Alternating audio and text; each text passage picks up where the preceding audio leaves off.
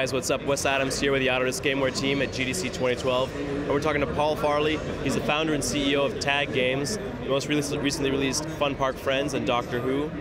Paul, you were giving a presentation about developing games for mobile and small screen devices, and you were talking about how limited resources might relate to the creativity that you're putting into the game. Can you tell me some more about that? Sure, I think a lot of developers think that because they've got limited resources, they don't have a lot of staff perhaps, or a lot of cash, that can really limit the creative process. And I think at Tag, we firmly believe that sometimes that can really unlock new creativity and real innovation. So I think all design takes place within boundaries, and if your boundaries are, that you have limited resources to put into the art in your game, you got to think very carefully about how you can differentiate yourself through that art.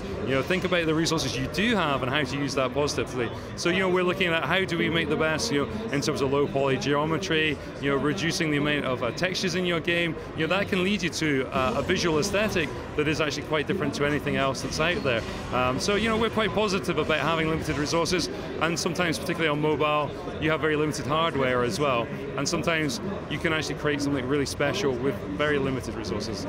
And you guys are a fairly small team. You have a pretty tight ship that you run. You talk a lot about how you would formalize the process. What could you tell us about how you managed to do that at Tag Games? Okay, sure.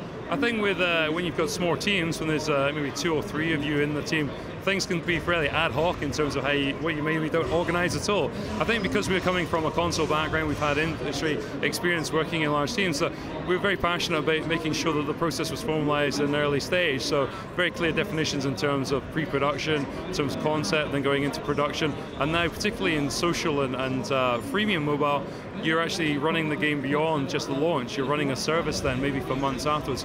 So we formalized the process, we have very clear definitions, and we're looking at the tools that we use. So thinking about your pipeline, how you rapidly develop your game, what are the efficiencies that you can make. So I think that's something that is really helping us improve not only the speed at which we execute our artwork, but also the quality as well. We have more time to add the polish because we're not spending time messing around with the wrong tools or the wrong process. And you talk a lot about differentiating the products, and you guys use 3ds Max to do Fun Park Friends. What can you tell us about how that helped you to differentiate the game? Yeah, it helped us hugely. I think that because we were creating geometry in 3D, it gave us a lot more control over the look and feel that we were looking for.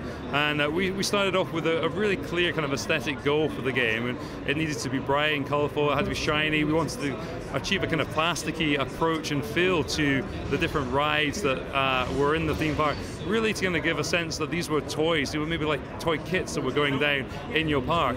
And so to achieve that, we weren't going to get that from doing that for just standard 2D sprite art. So we created the assets in 3D and 3ds Max, which is great. We were able to build geometry very rapidly, then texture it very cleanly. We used a particular tool set within 3D Studio Max to do that.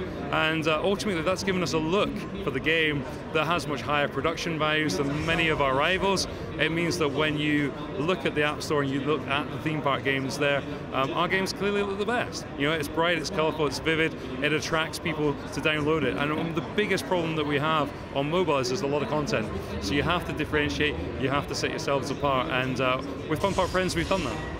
Certainly, and I think everybody is excited about what's the next thing coming out of Tag Games, and I think you talked about it a little bit today. Can you share anything with us about that? Sure, yeah.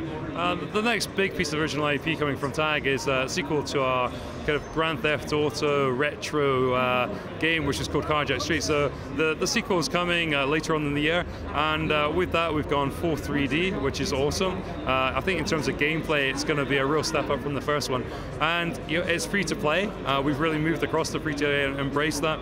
But we're putting a lot of social aspects into the game as well. So it's going to look great, it's going to look bright and colorful, but it's going to have a great undercurrent in terms of who wouldn't want to be in a gang with their friends, rob a bank together, and then shoot each other in the face and run away with the proceeds. I think everyone's going to look forward to doing that. And yeah, so Carjack is something that we're really excited about, and we're really kind of going for a different look with that one as well. So again, you're coming back to the point about resources. We've got limited resources. It's led us to a look and feel that is quite unique. So we're pretty excited about Carjack.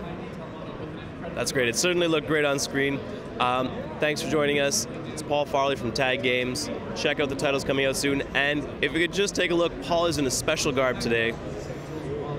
Fantastic. He's representing his homeland of Scotland. Hey. Paul, thanks very much for joining us. You guys can find us at area.autodesk.com/GDC 2012.